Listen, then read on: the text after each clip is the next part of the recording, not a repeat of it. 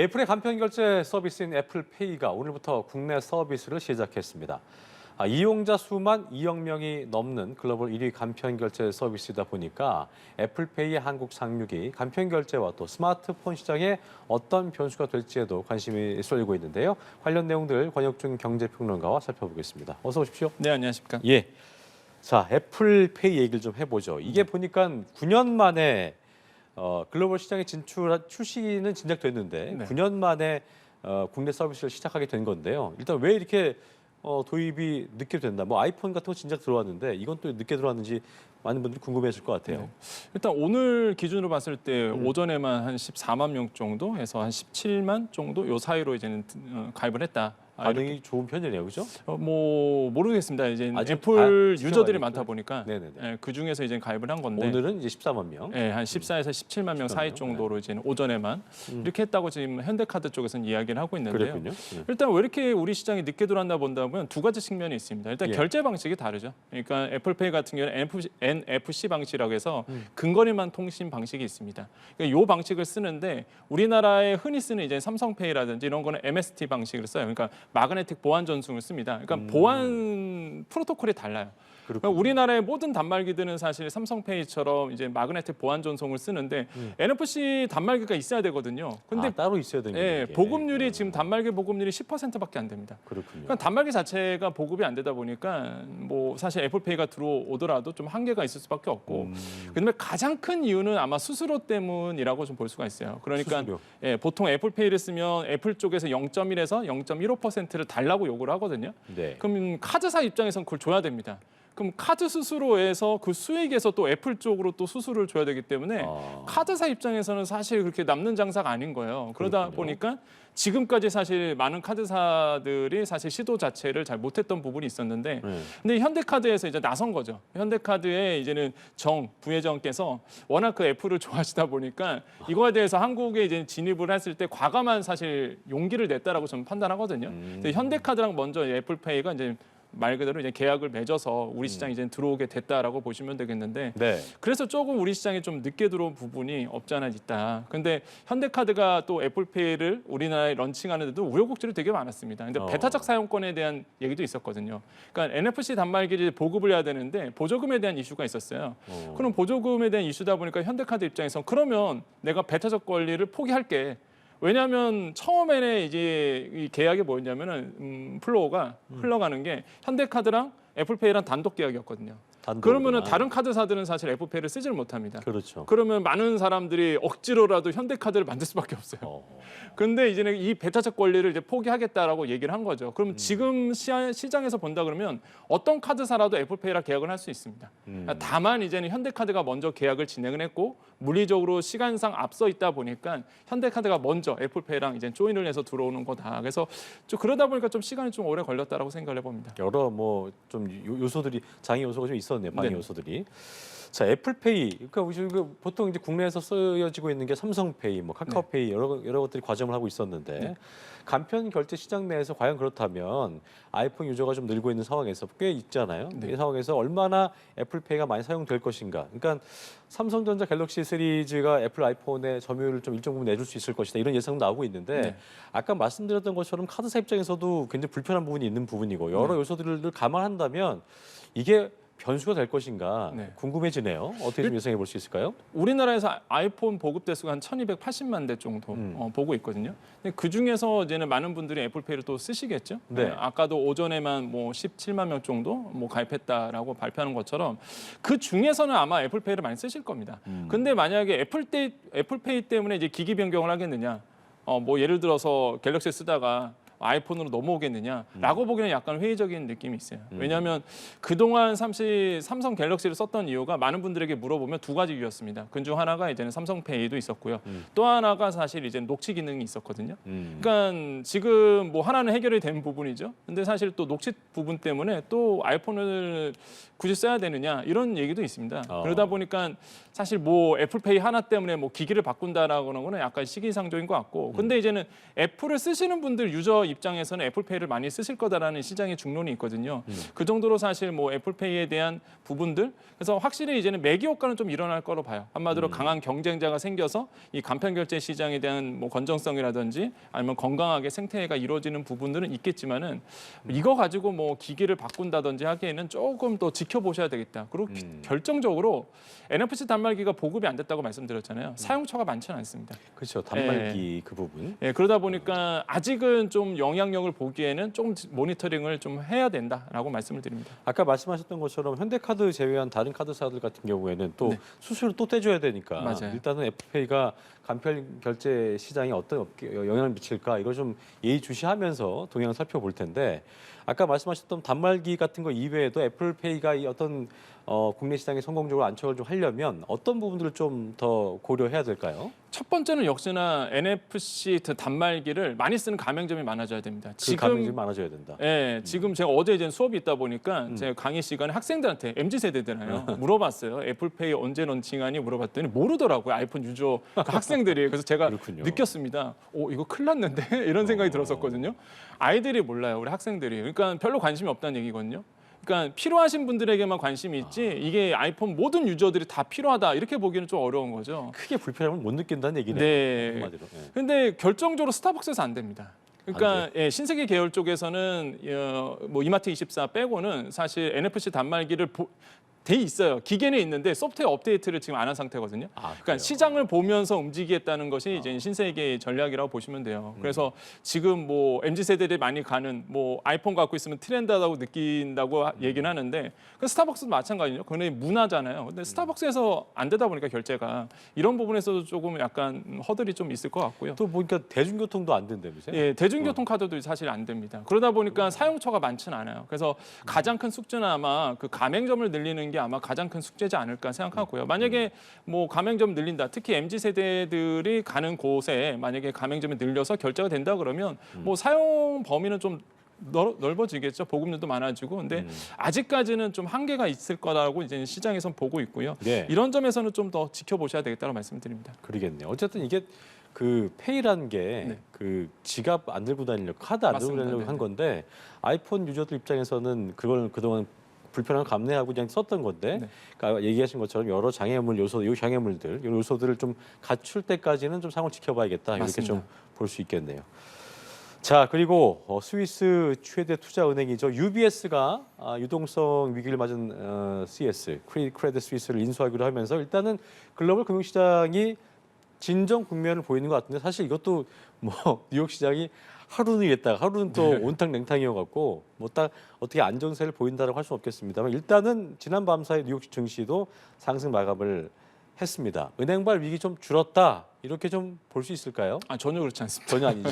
전혀 아닙니다. 그러니까 사실 증권, 그러니까 주식 시장은요 항상 이렇게 호재 찾기에 나서죠. 올랐으면 왜 오르냐 이런 걸 보는데 예. 일단은 뭐 안도감이라고 이제 표시를 하고 있습니다. 안도감. 그건 뭐 팩트예요. 뭐 안도감이 있었던 건 맞습니다. 그러니까 두 가지 측면인데 첫 번째로는 이제는 미국 정부나 캐나다, 일본, 뭐 스위스, 유럽 이렇게 5개 중앙은행에 모여서 달러 스왑을 맺었습니다. 우리가 자는 사이에. 그러니까 무슨 얘기냐면 무제한으로 달러 공급해주겠다는 거거든요. 만약에 신용 경색이 일어난다 그러면 그렇죠. 달러 스왑을 맺어 보니까 이제 안정성이 좀 기여하겠죠. 이런 부분들이 시장에 좀 영향을 미쳤고요. 두 번째로는 이번에 그 이런 신용 경색에 대한 이제 유동성에 대한 위기 이런 것들을 해결해 나가는데 과거 2008년도 리먼 사태 그러니까 금융 위기 때가 좀 달라요. 그때는 사실 모르고 당했거든요. 근데 지금은 이제는 어느 정도 이제 예방이 돼 있습니다. 그러다 보니까 정부나 민간에서 나서고 있다는 거죠. 그러니까 정부뿐만이 아니라 이제 민간에서도 워런 버핏이 또 나섰다 이런 얘기를 많이 들어오셨잖아요. 그렇죠. JP 모건 회장도 나섰고 그래서 민간에서 뭔가 이렇게 금융 위기를 막고자 나서고 있다는 부분 이런 게 이제 주식시장에 호재로 작용을 하고 있는 거죠. 심리적으로.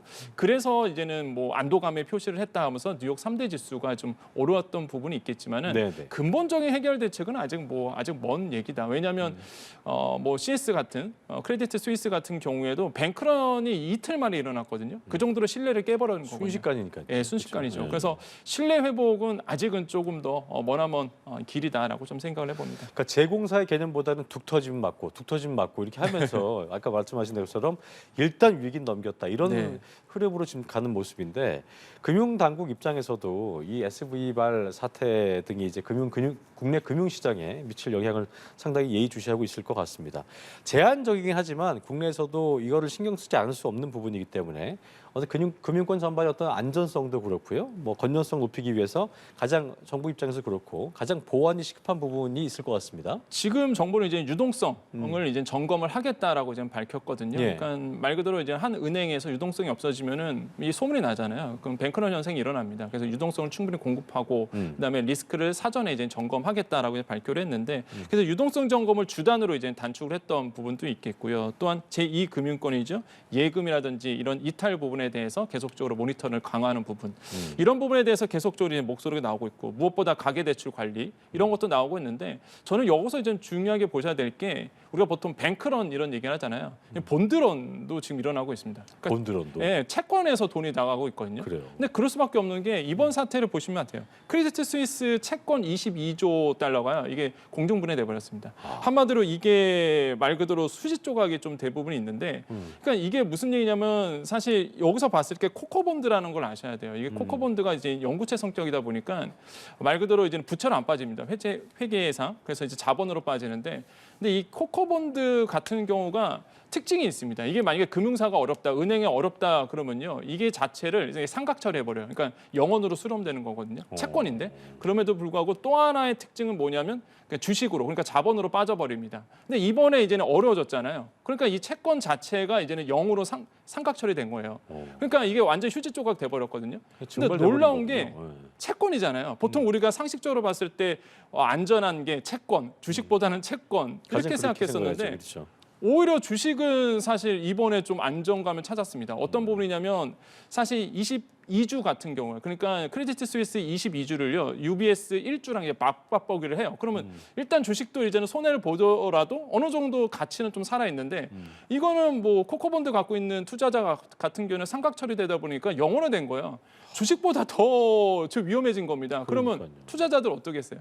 채권에서 돈 다 빼거든요. 코코본드 투자했던 투자자들은요, 이거 위험하니까 오히려 이게 우리가 흔히 생각했던 기본 상식과 완전히 깨져버린 거죠. 그래서 지금 채권 시장은 뭐 발등에 불 떨어진 상태입니다. 그래서 모니터링을 지금 강화하고 있어서 이게 단순히 뭐 뱅크런 은행 쪽만 예금만 보는 게 아니라 지금 채권 시장도 들여다봐야 돼요. 그래서 본드론 말이 네, 그래서 본드론이라는 얘기 나오는 거죠. 그래서 채권 시장의 어떤 자금 흐름도 같이 보셔야 되는 상황이다. 그래서 이런 부분에 지금 더 심각할 위기로 저는 있다고 생각을 해봅니다. 이게 이제 SVB 사태 때문에 이제 부동산 PF 부실 우려, 프로젝트 네. 파이낸싱 부실 우려는 저희가 뭐 부동산 시장이 계속 안 좋았기 때문에 이 얘기 꾸준히 해왔었는데 부동산 PF에 취약한 이 제2금융권, 중소형 금융회사도 그렇고요.